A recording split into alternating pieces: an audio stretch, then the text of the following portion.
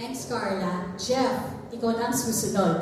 Kasi di ba, parang of course, it's not easy for us to come face to face with, uupo tayo. Asan ba talaga ako in my financial journey? How much do I have? How much am I lacking? That's a hard conversation to have with yourself. Jeff, how did you face that moment where you had to really sit down, consider your expenses, and then take action? Anong mindset dapat ang meron? Well, when I started with the company, I don't have any idea about insurance, to be honest. So I didn't know how to plan my finances. I don't know how to put aside money. All I know is just to put it in a bank and handle the savings. So I started out having my sunlife saving product. No? It's an insurance and investment product. And that's how I started to basically grow my money. And just recently, as you've seen in the video, imagine the finances that I had to deal with my mother, because the bill is almost $1 million, to be honest about it. And I don't know how to pay off paunti-unti, the loan that I need to deal with and all of those. So it's a wake-up call for me. So it was the time where I'm looking for a product who can handle the hospital bills, because I don't want to depend on anyone from the family.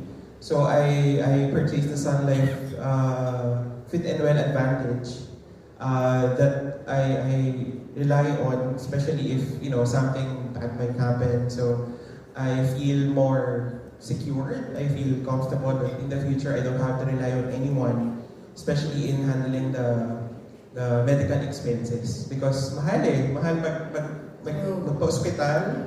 I don't know how magkano na ulit in the coming years to come. So I need to be financially ready. True, kasi really the pandemic really opened us up to our vulnerabilities, di ba? When it comes to our finances, when it comes to our health. And now with that, we move on. First to a virtual question. I think we have a question from our friends over at Zoom. Can we flash the question, please? Okay, so this is a question from Miss Marie Chris of Hataw sa taga Sunlife. Good noon po. Ano pong qualities ni Papa P bukod sa gwapo at malakas ang dating, masinop at mabait? Na meron siya that for so many years now ay siya pa rin ang endorser ng Sunlife. And it is actually a very good question. This is one of Piolo's longest relationships, ang Sunlife, di ba? Carla, please take that on. Well, Piolo is also our partner for life. So, I'm not sure if everyone knows, but when Piolo and Sunlife started, it was actually out of accident, no? Parang, ano lang yun, because Sunlife wanted to donate a certain amount to the victims of the typhoon. And so we came across the Hebrew Foundation. It's being headed by Piolo's sister, Chiki. Hi, Chiki, are you here? And so Chiki, and that started our relationship with Piolo. And then eventually we went on to several endeavors. From that charitable effort, we launched Sunpiology, and then naging brand ambassador na rin namin. And so, if you ask us what are the qualities of Piolo that have become, that allowed us to be partners for life with Piolo, it's number one, hindi na naman ata na itatago ito ni Piolo, pero isa siyang kuripot. So for us, as I mentioned a while ago, Sunlife also values people that share the same values as us. And so being financially disciplined, we thought that Piolo was the perfect brand ambassador. Apart from that, he also has secured his finances, not just with being a good steward of his money, but also having the foresight to have a financial plan with regards to all of his financial needs. So be it health, be it retirement, even for the education of his child. So lahat ng iyon nakita namin kay Piolo. So I would say really, Piolo is the perfect partner for life. And really, kasi diba, if you can observe, when it comes to endorsements for celebrities, these are usually short-term. It lasts for a while, and then you see them probably with another brand or endorsing something else. But for Piolo and Sunlife, it's been so many years now, and we're still going strong, and we're very definitely happy to have Piolo on board, especially when it comes to promoting our advocacy. And with that, we move on to Ms. Tess again for the next Follow question. up, anong reaction ni Piolo? Oh, reaction daw, Lee. I would say that there is parallelism in terms of what Ms. Carla was saying. I guess from the get-go, I knew for a fact that showbiz life is fleeting. So I had to save up. I had to work so that I could have something for the future. And early on in my life, I secured my insurance right away. I don't know, maybe my mom taught us that you have to save up for the future, that this is not going to be forever. And so that's why even my sister, when Sunlife became a partner with our foundation, it was the same time that my sister also moved to Sunlife and became a financial advisor. So since then, my sister and I have been talking every year as to which plan or what kind of policy we can get.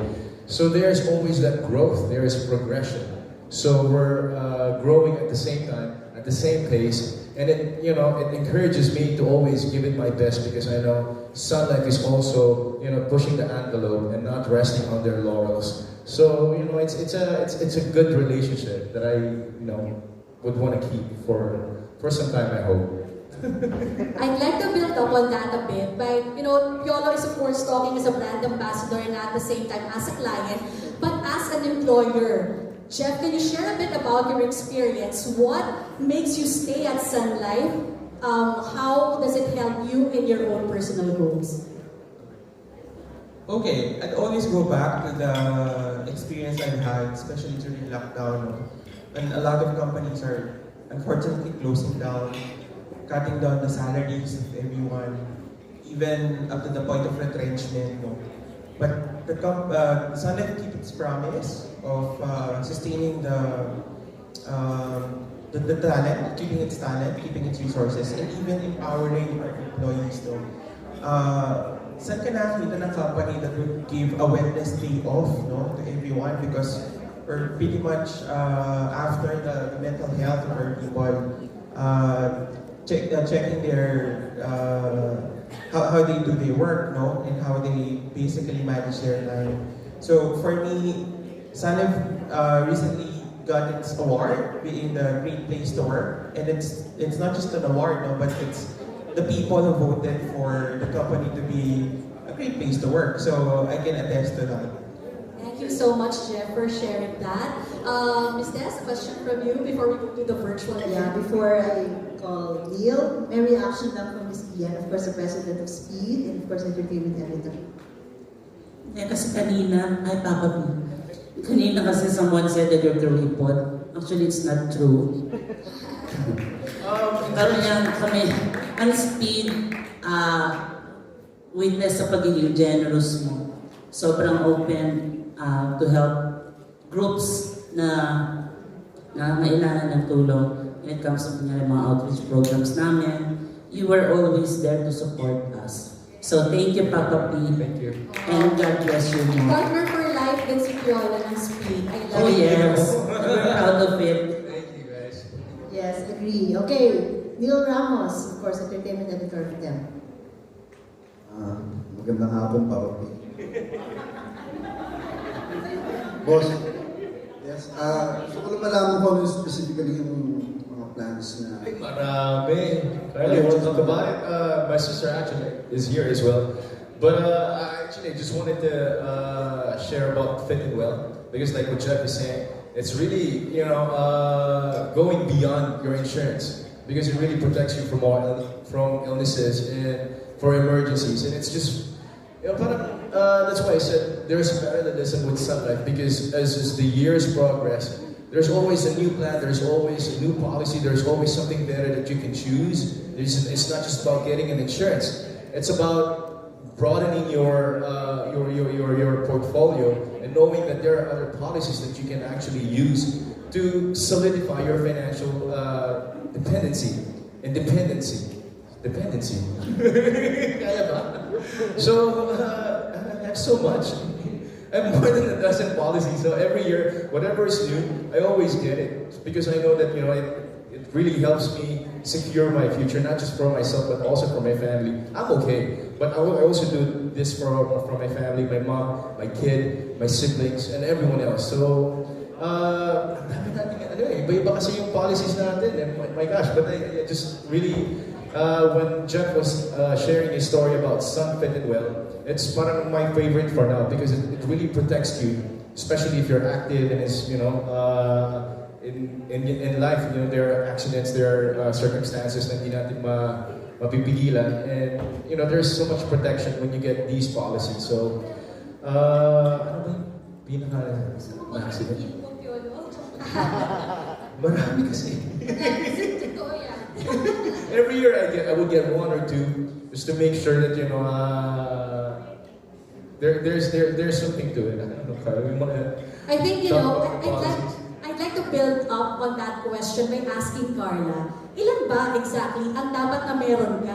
Yun nga eh, kasi dapat we always think in our head, just one insurance is fine, one policy is fine, but it's not. You know, I always share it with my colleagues in the business. I always, like Robbie, when I'm in ASAP or when I'm in the studio, I would always tell them, you know, one policy is not enough. Not because I endorse sunlife, but because it's really practical. So, Scarlett? Actually, my advice is the way we look at our products and solutions and even our own financial needs. Kasi there are several, diba? So the first one would be, I would say, protection, financial protection. Especially if you have dependents relying on your income for their day-to-day needs. So that's one.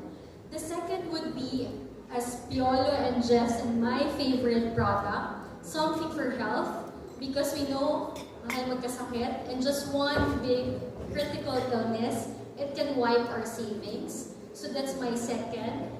And then the third financial need is if you want to build a fund for your life goals, like retirement, or probably also education of your children, business, and even, you know, just to grow your money. And so we also have products that can help you with those goals. So I would say 3 things: life, health, and wealth.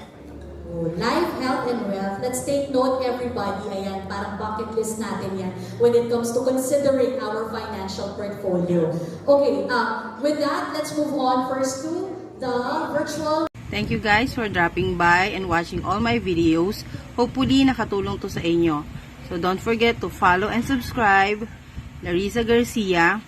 Hit that notification bell actually, para naman sa ganon, ma-notify kayo sa mga susunod ko pang videos.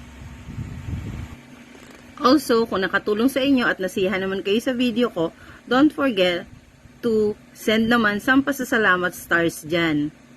So once again, this is Mami La. Do follow me on my YouTube account, Jularis1000. At sana, lagi mag-iingat. Stay safe and healthy, guys.